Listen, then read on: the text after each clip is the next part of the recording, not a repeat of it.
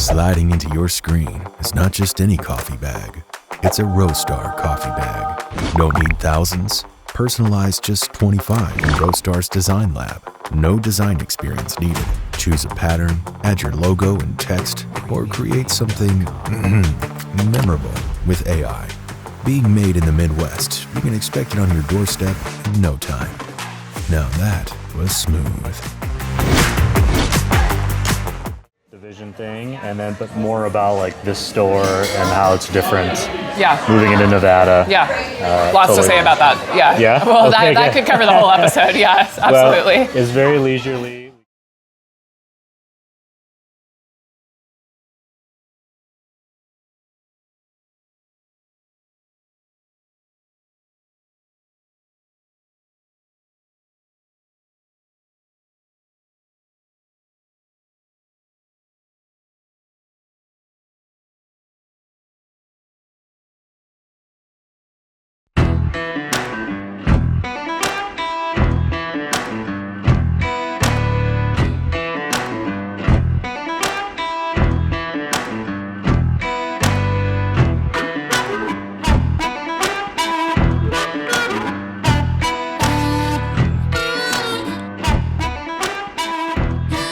Hey everyone, welcome to another episode of the Coffee People Podcast.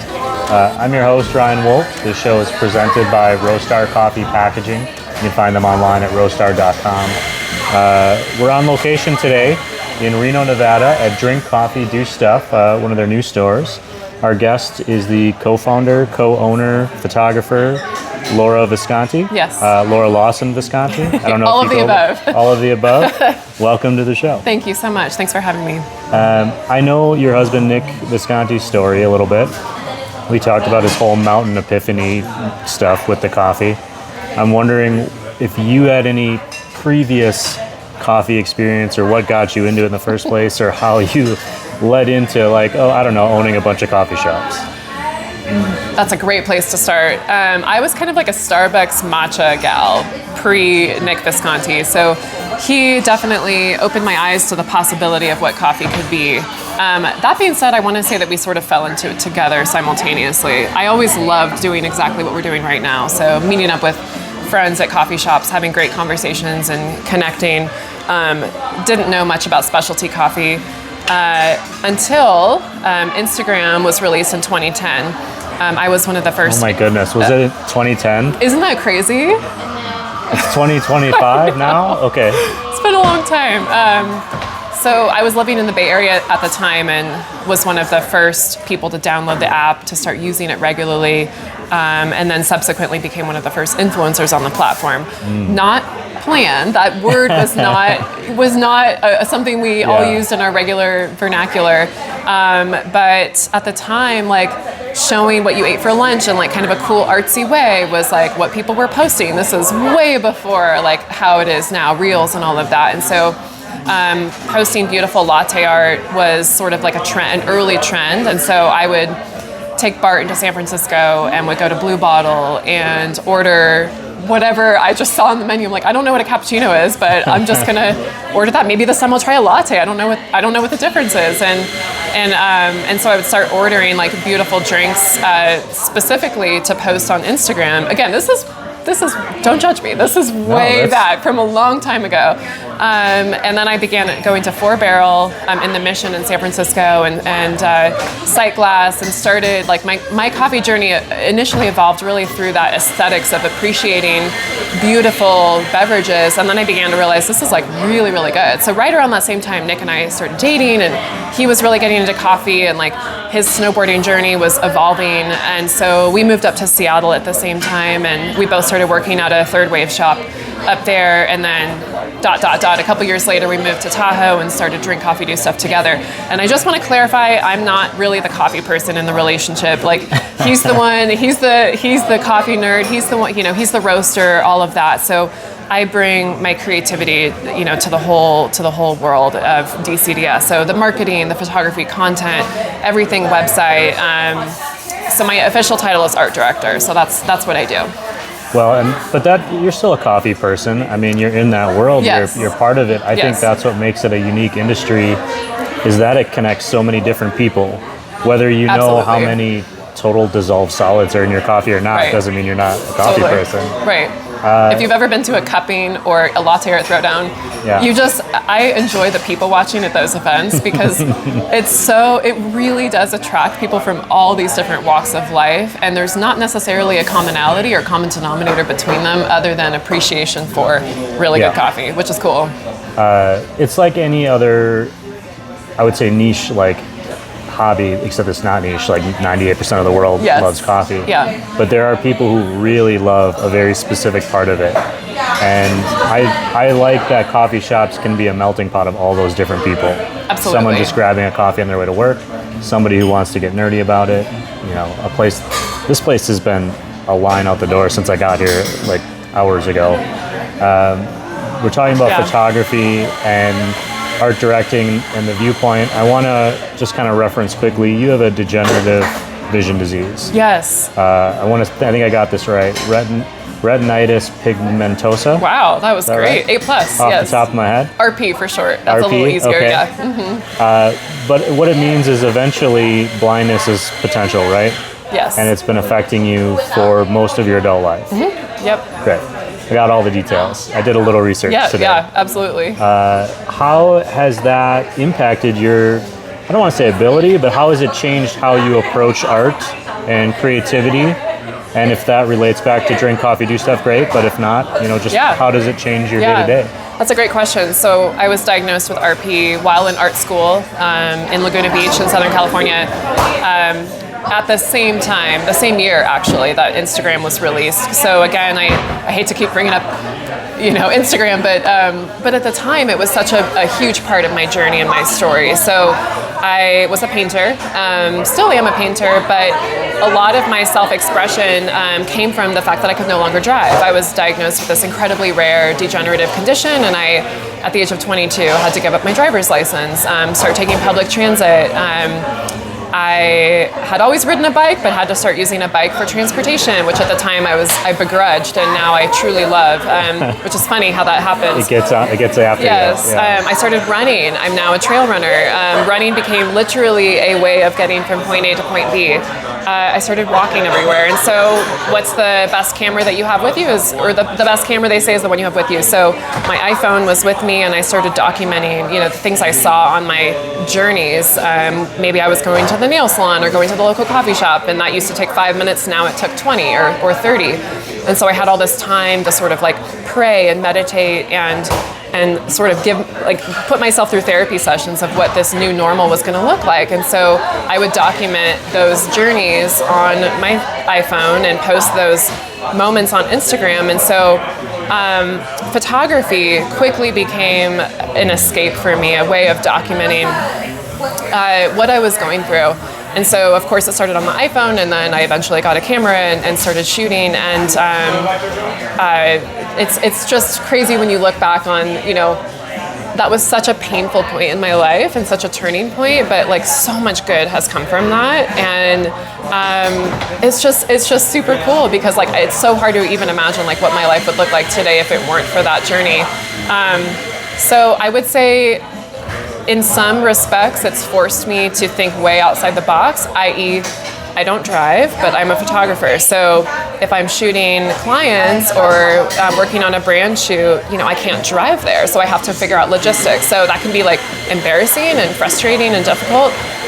My husband, Nick, and I work really close hand in hand. So he, if you talk to him for, let's say 10 minutes, at some point in the conversation, he's going to reference how much he drives because we're the opposite. He has to drive a ton and all over the place, and then I have to rely on him. So we've had to really orchestrate our business, our life, our schedule, where we live, the way we raise our kids, based on the fact that I have this impairment, and it really prohibits a lot of things in my life, and then it brings about a lot of really cool opportunity too. And so the way that's affected art, I'd say it's more logistics than anything. I still see well enough to paint or to draw or to shoot photos with a camera.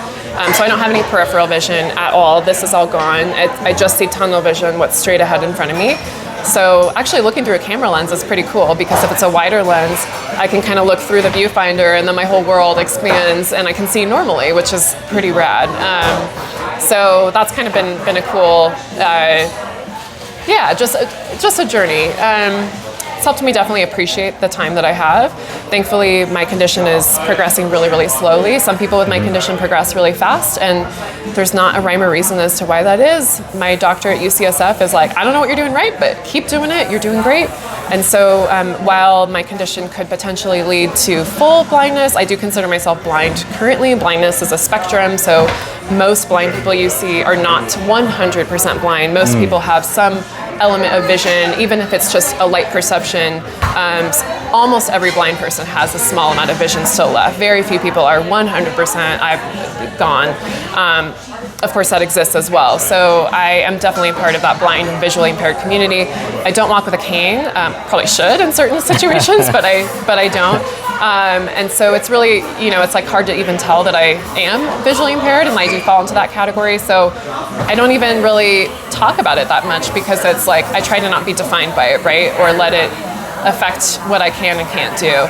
Like I said, logistically, it does make life more challenging, particularly now that I'm a mom and have kids. There's been some adjustments and some coordination that has to happen. Flexibility. It affects my business dramatically. There's a lot that I cannot do. Let's say they're low on change and they need someone to run to the bank and get change. Well, I can't necessarily do that. Or they're out of milk and they just need someone to run to the grocery store and pick up a couple gallons of milk before the milk delivery arrives that day.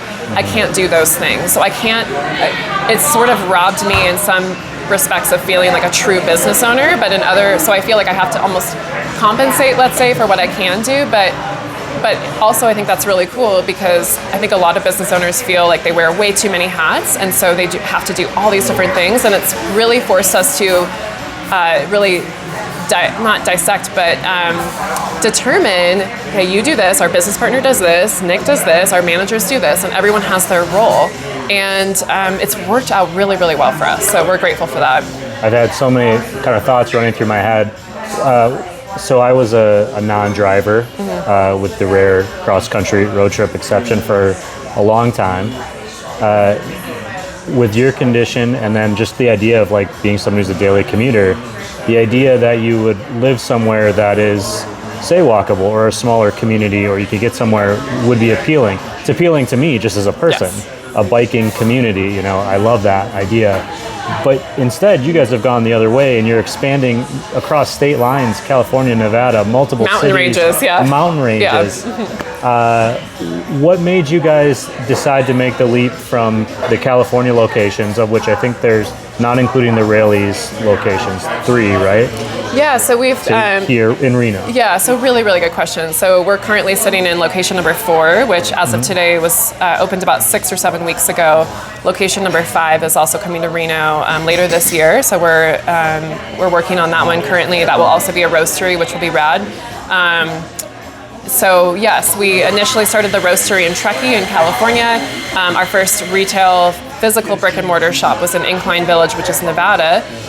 Then we opened a downtown Truckee, which is California, South Lake, which is California, then here in Reno, Nevada. So Tahoe is a really interesting place and very challenging from a business operating perspective, because health permitting works differently. I'm sitting, that's just my stuff, but feel free to move it. Yeah. Yes. Do you want me to grab it? Please do, yes. Love your guys' brewery, by the way. Yeah. Yes, absolutely. So, yeah, really challenging. Health codes are different.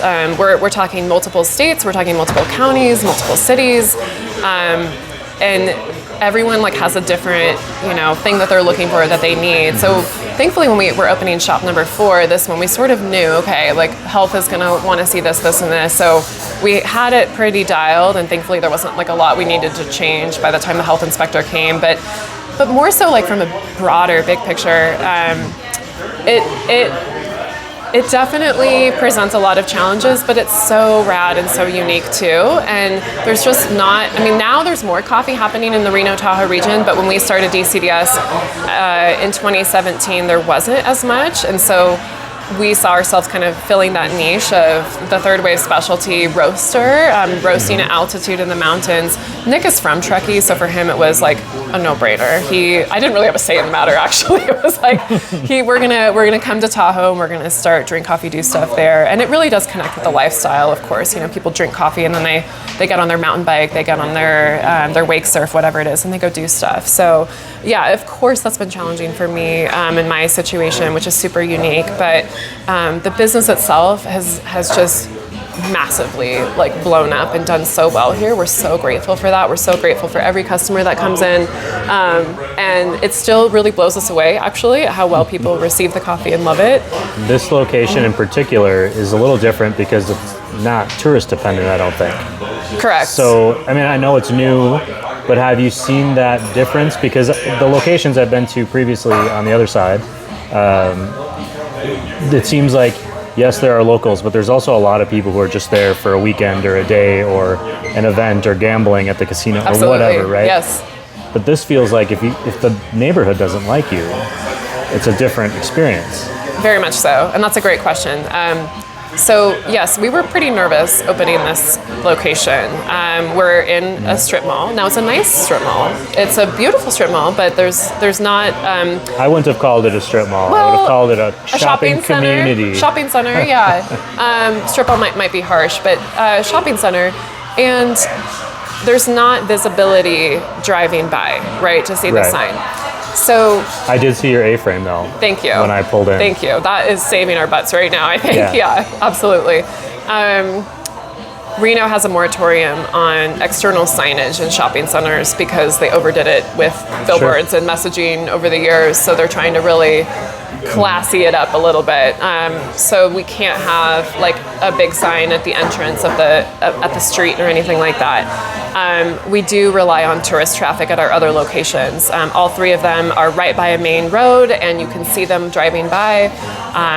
And while each shop has a little bit of a different ratio with tourist versus local, they all do, of course, rely on tourist traffic. This location's super different. I will say on opening day, I was surprised, meeting every single customer, talking to every single one, I was surprised how many tourists there were. So that was a little surprising to me. I think today, on a day like today, this is probably 100% locals.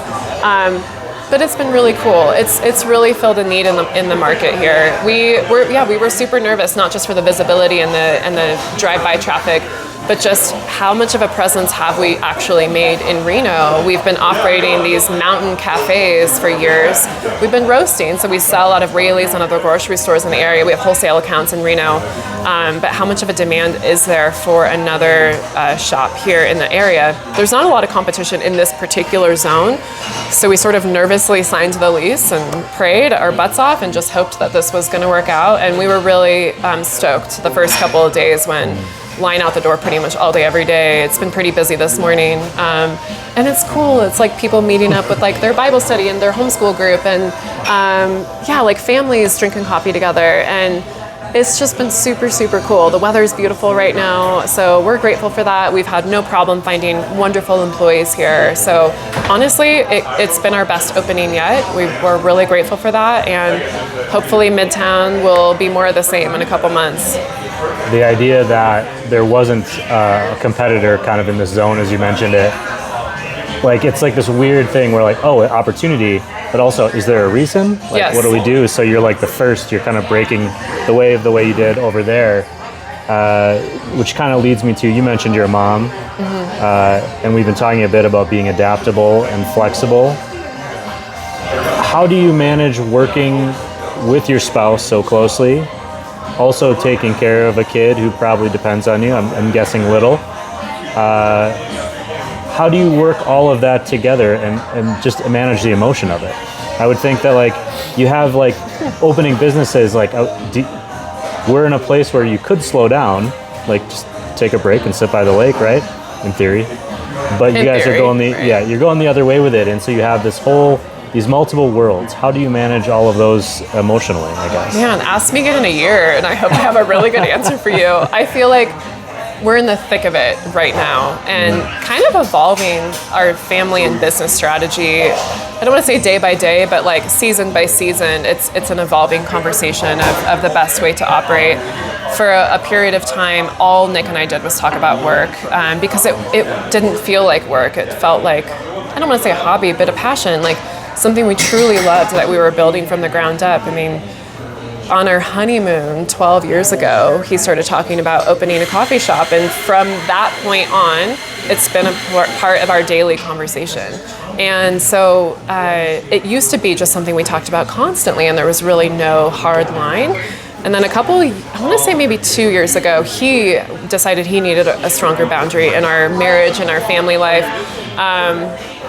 I always tell my friends this story of like one morning we were kind of like snuggling in bed together, just kind of hanging out on our phones, and my phone like buzzes and it's him emailing me. And I was like, you're right here. But he didn't want to like talk about it because that was like a home moment, but it was on his mind. So he sent me an email and I was checking my work email.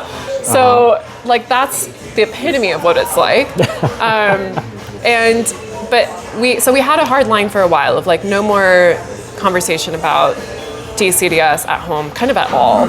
And we would need to have meetings really set aside to talk about that. We had our first daughter in 2021 and our second in 2024 last year.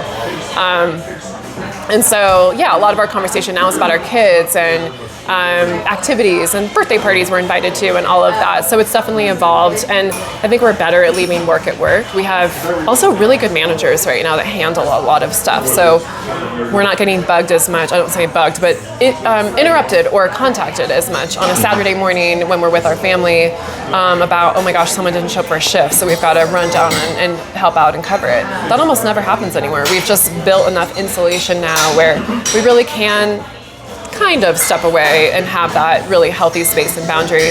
The way it affects our marriage, though, can be really challenging. Like, he's sort of my boss. Like, Nick's the CEO. He runs the company.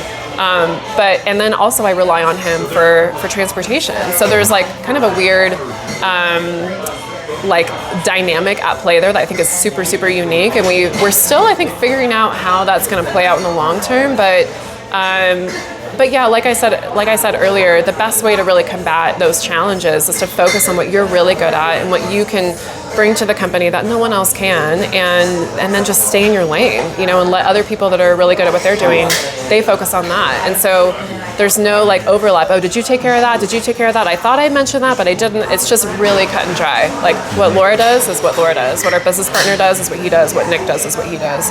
Well, what is Laura doing, third person there, for the future of this shop? I mean, looking around, I feel like there's probably a lot of your influence on the design. And I mentioned I have a Drink Coffee, Do Stuff hoodie I bought last year. How do you kind of keep that fingerprint going and as you're expanding into new locations that might have different personalities? Absolutely. Right, so Reno is a completely different culture than Tahoe. There is overlap, but it is different. So for this shop, we needed a different style. So we chose different photography on the walls. We hired a local muralist to paint a mural. Hannah Eddy is awesome. She's a Reno local with a big following here. And other than that, it's kind of like our same menu, but the vibe felt different. Obviously, we're hiring like Reno locals and trying to get involved in like local Reno events, running clubs, church groups, etc. So that's kind of my world, is reaching that local community.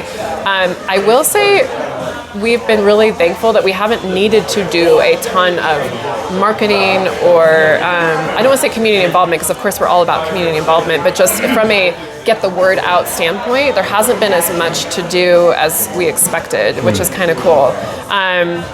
So yeah, I think like and we moved to Reno, as a side note, from Tahoe last summer to be closer to the community here, to be more involved.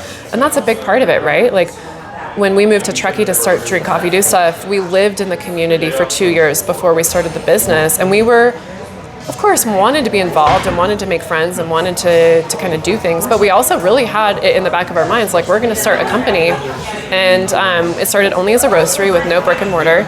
And so we want people to know who we are. We can't just start a shop or start a brand and then no one's heard of us or we're not involved. Nobody knows who we are. Like, no one is going to support that. So to be involved in a community and like serve coffee, well, they have to know you. And so since I arrived this morning, I saw 3 faces that I knew that were sitting here, and so that's a huge part of it. It's just simply living your life in the community that your shops are in and being involved so that you're supporting the endeavors of the people out there, and then they're coming in and supporting you and using your space as a watering hole.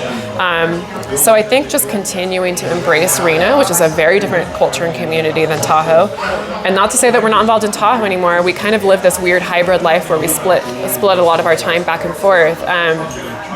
But yeah, just spending time here, like getting our kids involved here, doing classes, potentially going to church here. Yeah, so it's been an adjustment, but it's been awesome. It's been a ride. What did I miss today? Is there anything that you want people to know about the brand, about this shop, or about you? Not really. I think, honestly, just gratitude. We feel really, really blessed, really fortunate, really grateful that our business is where it's at today. So follow along. Like, there's so much more to come. On one hand, it feels like we've lived 5 lifetimes just since we started the business, and on the other hand, we're just starting to get our sleeves rolled up. Like, we're just getting started, and we just can't wait to see. We're Bible-believing Christians. We can't wait to see where God takes the business in the future, and just follow along and just thank you. Like, it's as simple as that. Just really feel tremendous gratitude. When you go out into the world and you stop at a coffee shop, not one of your shops, some other coffee shop. Yes. What are you going to order? I always order a cortado. I feel like milk texture, the shot, you can taste the espresso. That's always my go-to. If it's a lighter roast, I'm going to start feeling really kind of jittery, and I might not finish it, but that's just go-to, even if it's the middle of July in the afternoon. That's always what I'm ordering. You sound like a coffee person to me. I guess I am. Thank you so much for spending some time with me. That's our show for today. I've got some notes to read. You can find it on all your favorite platforms, YouTube, Spotify, Apple. You can find our show online at roastwestcoast.com. Check out the coffee packaging options at roastar.com. Thanks to Laura, Drink Coffee Do Stuff, drinkcoffeedostuff.com, I believe. You got it. Also, lauralawsonvisconti.com. All these links will be in show notes wherever you're looking at it. Thank you for drinking good coffee, and please tip your baristas. Thanks for having me. Cheers. No shake hands.